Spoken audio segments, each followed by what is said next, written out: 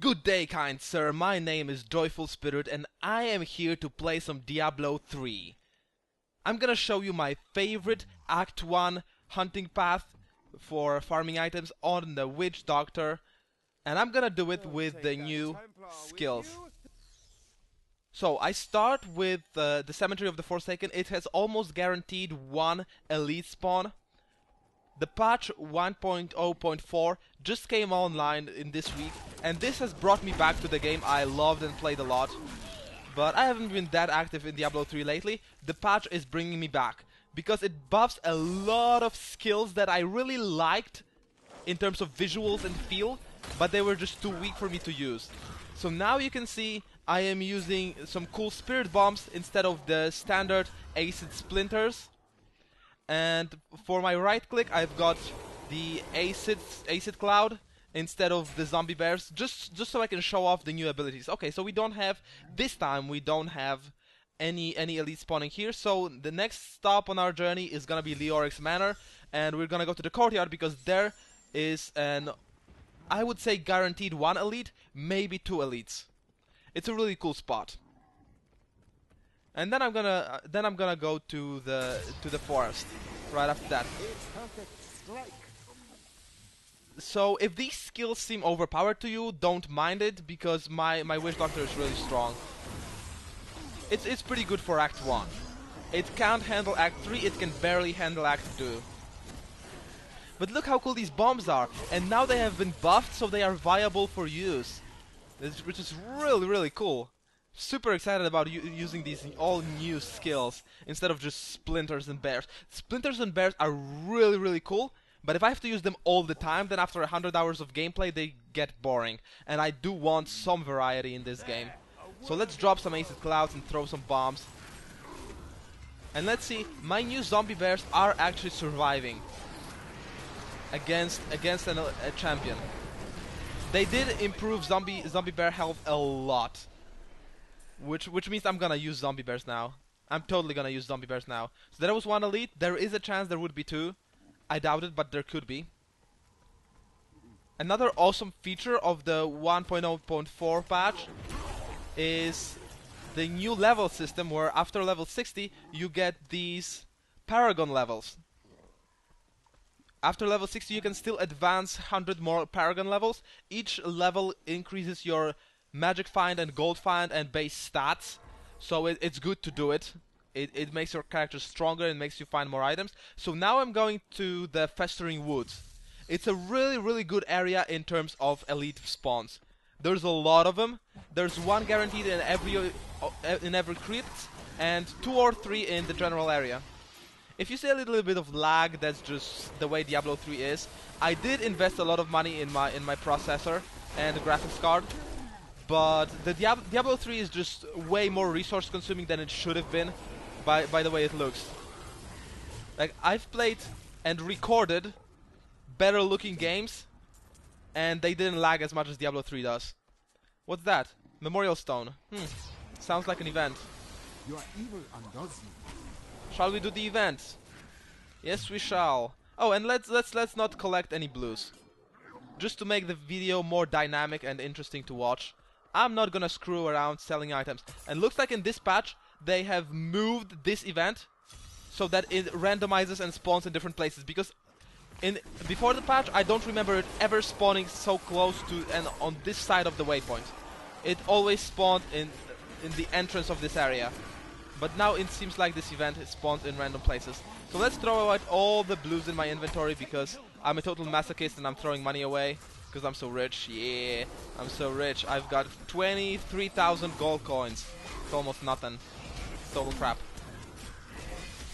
So looks like I have too much mana for my own liking. Okay. Let's dodge the freezing stuff from the freezing guy. And let's walk around some more. I'm still getting used to the Witch Doctor. I haven't played Diablo in like a month or something. This patch has brought me back. So I'm just getting used to soul harvesting the enemies and stuff. These bombs are really good. They have a gigantic area of damage. And with their with their damage buffed to 140% of weapon damage, it's really good. Like, Splinters had 180 or something like that, around 180, and it was a single target. Now I have 140% of weapon damage in a gigantic area. I really like these bombs. I'm really gonna keep them. They are totally a keeper. And now that Vision Quest doesn't require having 4 skills on cooldown, I'm totally gonna mess around with more options for damage spells. And I probably shouldn't have the Acid Cloud around with the bombs because they're both AoE, and I could use some single target damage on my right click. So when I'm in town, I'm gonna switch just because I don't care about drops in this video. I'm just gonna showing off my favorite farming pattern, and I believe this is the optimal, most time-effective pattern in this act, because this cursed forest with the crypt, this area is just loaded with elites. Each crypt 1 guaranteed, and then 3 in the main area. Leoric's courtyard basically guarantees 1. The cemetery basically almost guarantees 1. I was very unlucky not to find one this time. Let's throw away some more blues so I don't need to waste time selling stuff, and I can actually keep the video interesting. Throwing away the blues. If you were in my friend list, you could join the game and pick them up, but they're gonna go to waste. Okay, more festering woods.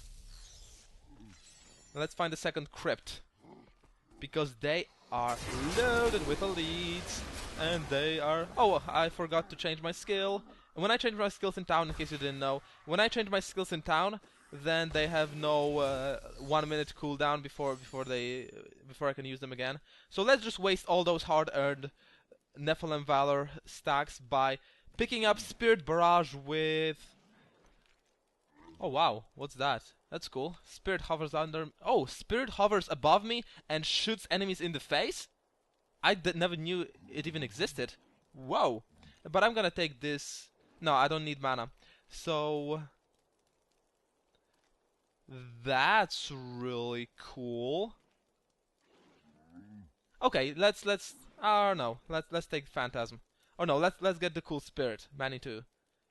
And then let's switch Soul Harvest for something even more awesome. What could be even more awesome than something that doesn't deal any damage? I'm gonna go with the... I always loved Locust Swarm.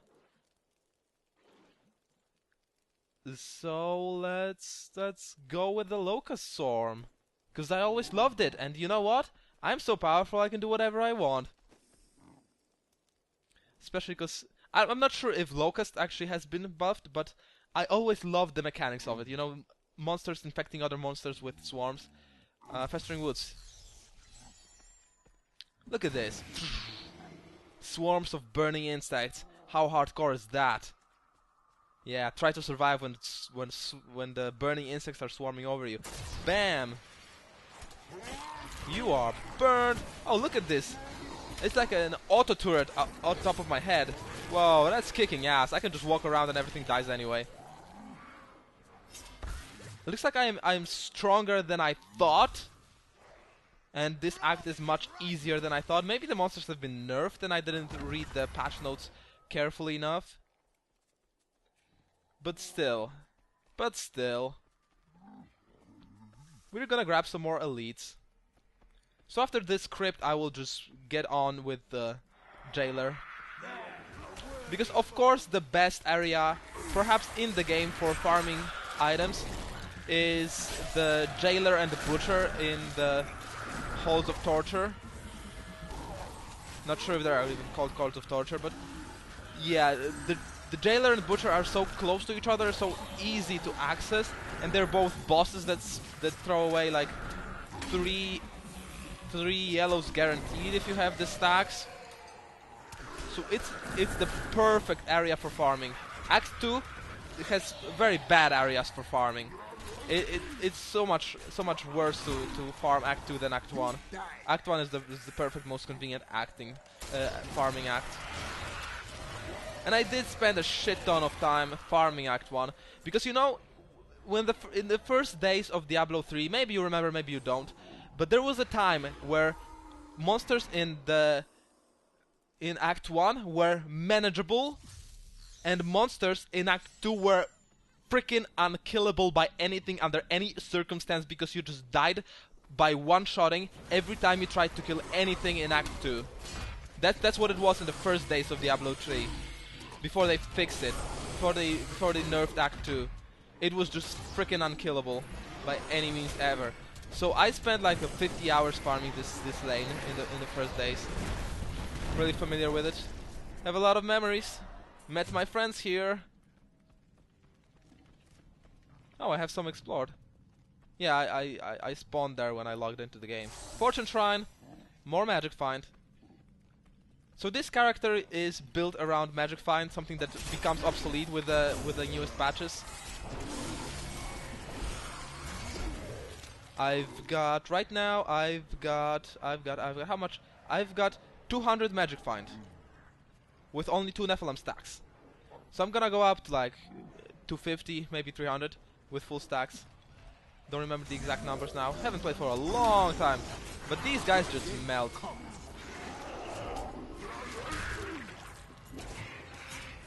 So I'm gonna find the prison as soon as possible. Halls of Agony are pretty good by themselves. If I wanted to take a longer route, I would expand it by taking on the first level of Halls of Agony as well. Oh wow, that actually dealt damage to me. And my zombie dogs are dying. Let's get some new ones. This spirit aid me. I have been healed. And my Manitou Spirit, yeah, Manitou Spirit is... It's a good single target thing, but still, I have too much mana, which means my skill setup is imbalanced. I should be able to spend all my mana in an efficient way. So I probably should still go with bears, but I'm just screwing around because I feel so good about variety. I haven't had any variety on the Witch Doctor yet. In all the hours I played him, in the number of 100. So let's infest this goblin with some burning swarms and crushing him. For some more yellows. Did I accidentally pick up some blues? Of course I did. It's stronger than me. It's unconscious. Yeah. Let's make things fun. I actually... It was actually unimaginable and incomprehensible how could anyone ever drop blue items on the floor and ignore them. Until my good friend Kachi actually showed me the way he is farming in Act 3 on Inferno difficulty, and he just never picks up blues because this makes him run through faster and ultimately find more awesome items that sell for 1 million on the auction house. So he just goes for the high-end items and isn't screwing around with the small stuff. And that like opened my eyes that there are more ways of efficient farming than being super detail focused with the blues and everything. You could be careless and bourgeois and still farm efficiently. You can leave blue items on the floor. It is a viable way to farm. Normally I wouldn't do it because they do sell for some amount. But it does make sense when I want to earn the big bucks in Act 3 Inferno. It does make perfect sense to drop these, to stop picking up these blue items. Okay, where haven't I gone? To the other side. Oh wait! Oh, I'm such a sucker! Oh my god, this was the entrance I was looking for. I had it all the time on the map. I just totally ignored it. I was like, let's search for the exit of this dungeon. Oh wait, I have this area explored because I spawned there. So let's keep searching for the entrance I already found.